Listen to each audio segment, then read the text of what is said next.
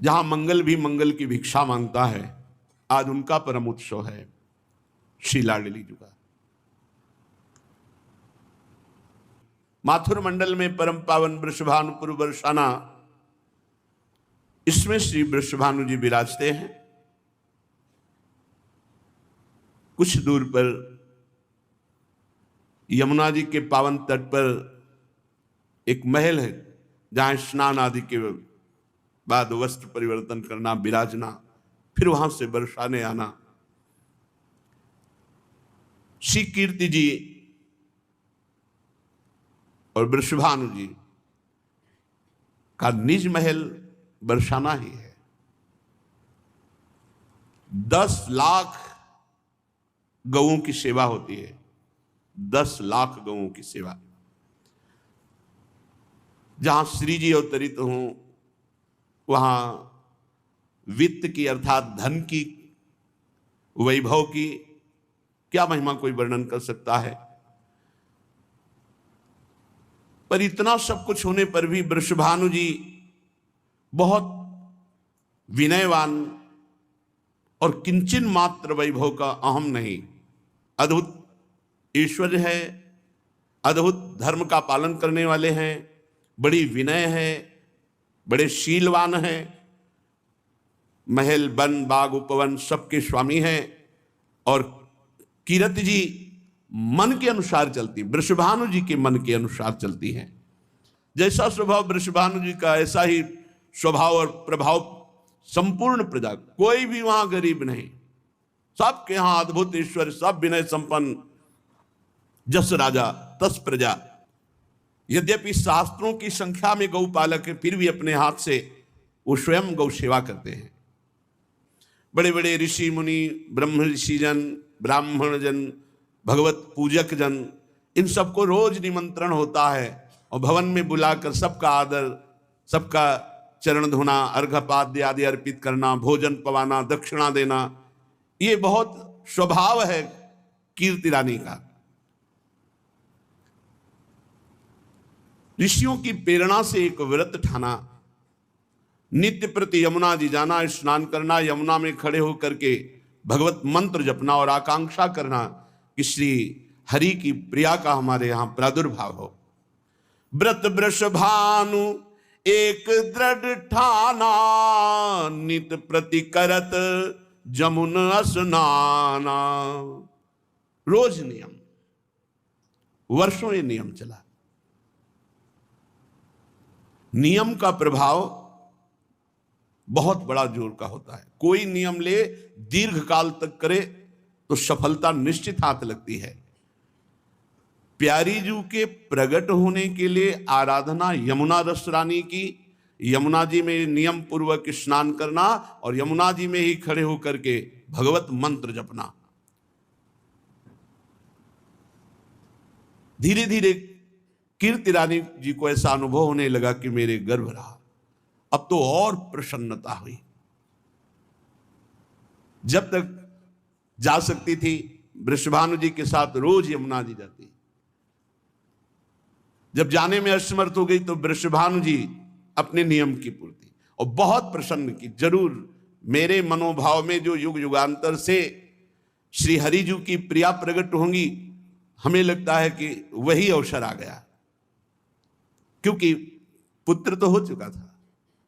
श्री दामानंद का पुत्र पहले से ही विराजमान था। ऐसा नहीं था कि संतान, पर बहुत समय से स्मृति पूर्व युगों की भी, कि जो कलावती के रूप में, सुचंद के रूप में भावना बनी थी कि भगवान सच्चिदानंद प्रभु की प्रिया हमारे यहां जन्म ले, उनके लिए अनुष्ठान था। भाद्रपद की शुक्ला अष्टमी, भादव का महीना, शुक्ल पक्ष अष्टमी तिथि और दिन सोमवार, समय प्रातःकालीन वेला। शास्त्रों में जब मध्याह्न वेला का आता है तो हमारे रसिक जन इसे स्वीकार नहीं करते, क्योंकि ऐसा सुकुमार तत्व मध्याह्न में तपती हुई धूप में नहीं, प्रातःकालीन वेला पे वो प्रसंग भी है। भाद्र शुक्ल अष्टमी प्रभाता, लख्यो प्रवाह जात जल जाता। भादव का महीना, शुक्ल पक्ष अष्टमी। अचानक मंत्र जप कर रहे थे, स्नान की हुई यमुना जी में के देखा एक बड़ा अद्भुत तेजो में कमल, एक अद्भुत आकर्षण, खिंचे हुए से बाबा उस कमल के पास पहुंचे। वृषभानु जी जैसे आविष्ट चित्त माने कोई विचार काम नहीं कर रहा, खिंचे हुए से गए और कमल को गोद में उठा लिया। एक अद्भुत तेज मात्र दिखाई दे, कुछ अभी नहीं दिखाई दे, कमल और तेज। तो प्रविश धार गही कंज प्रसूना, लौटे भानु मोद ही दूना। अभी तक तो आनंद था, भावना थी कि जो हमारे युग युगांतर से भावना थी कि ऐसी प्रियाजू का जन्म होगा। आज ऐसा लग रहा है मानो मुझे प्रियाजू मिल गई, अपार आनंद। आविष्ट चित्त है, कोई विचार काम नहीं कर रहा। उस कमल को गोद में लिए हुए और इधर महल में वयोवृद्धा गोपिकाएं कीर्ति रानी जी को घेरे हुए हैं। पूरे नगर में सूचना है कि प्रसव पीड़ा हो रही है, संतान प्रकट होने वाली है। अद्भुत ज्योतिर्मय प्रसूति का ग्रह हो रहा है पहले से ही तेजों में। कीर्तिदा रानी को ऐसा महसूस हो रहा है कि बस अभी संतान प्रकट होने वाली है। गोपिकाएं वयोवृद्धा आसपास बैठी हुई हैं। इतने में दिव्य पुष्प लिए हुए श्री वृषभानु जी महल में पधारते हैं।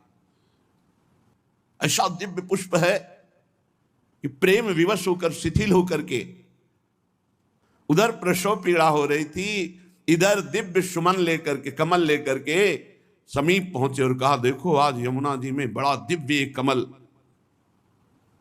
जे ही कमल गोद में दिया, उसी समय उनको अनुभव हुआ कि मेरे संतान हुई। गोप सुंदरियों ने देखा अद्भुत बिजली की सी कांति, गौर वर्ण, छोटी सी नन्ही सी लाडली जू, मानो करोड़ करोड़ चंद्रमाओं की कांति लिए हुए। साहब ने देखा, जो गोद में पुष्प दिया उनको अनुभव हुआ संतान हुई। देखा तो श्री लाडली जू।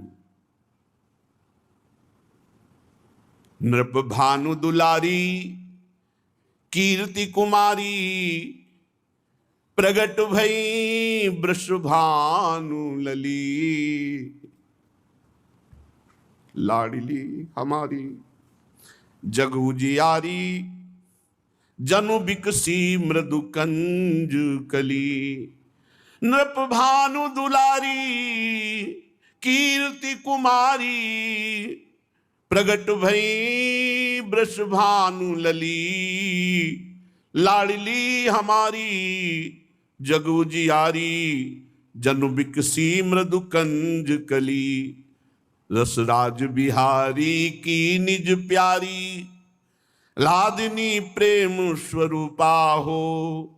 अति ही सुकुमारी रावलवारी, प्रगट प्रेम रस रूपा हो।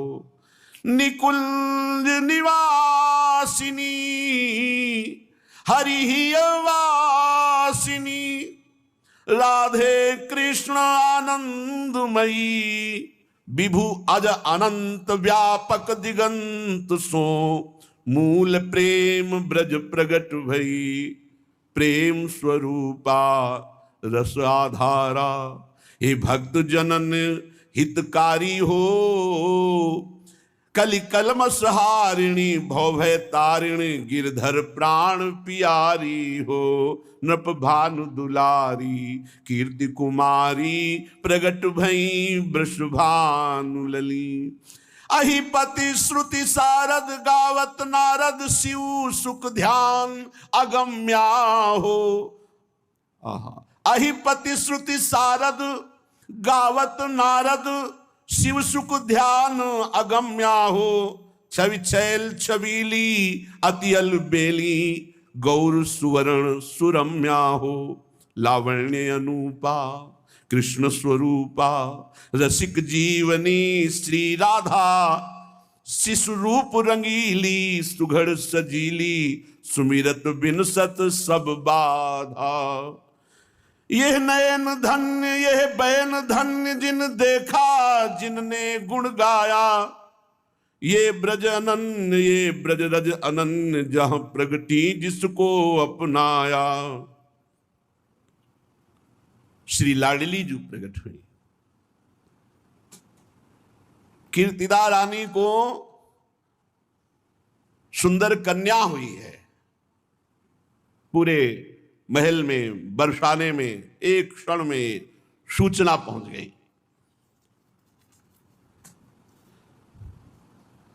वहां पहले से ही जैसे भ्रमर गंध पाकर के पुष्पों के समीप आ जाते हैं, ऐसे ही ये बड़े बड़े महात्मा करभाजन जी, श्रृंगी जी, गर्ग जी, दुर्वासा जी, बड़े बड़े विश्व के जितने ईश्वर कोटि के महात्मा हैं, ये पहले ही बरसाने आ गए थे। जे भी सूचना मिली लाडली जो प्रकट हुई, वृषभानु को आनंद में निमग्न देख करके सब महल में अपने आप आ गए, बुलाने की जरूरत नहीं पड़ी। आकर के बहुत आनंद में आनंद, सब ऋषि पधारे, लगन विचार है, कह रहे हैं बड़ा आश्चर्य है इसके ग्रह नक्षत्र देखकर। बालिका का नाम होगा राधा, विद्युत लहरी सी अंग आभा होने के कारण ये गौरांगी राधा नाम से जगत में विख्यात होगी।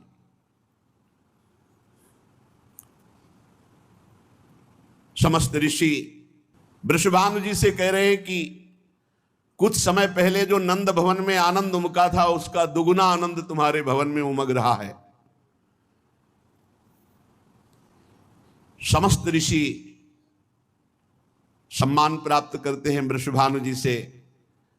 वो यत्किंचित वर्णन करके प्रियाजू का महामहिम स्वरूप और दर्शन करते हैं, फिर चरणों की वंदना करके वृषभानुपुर बरसाने में ही अलग अलग लताओं के नीचे बैठकर प्यारी जू की महिमा का चिंतन करते हैं।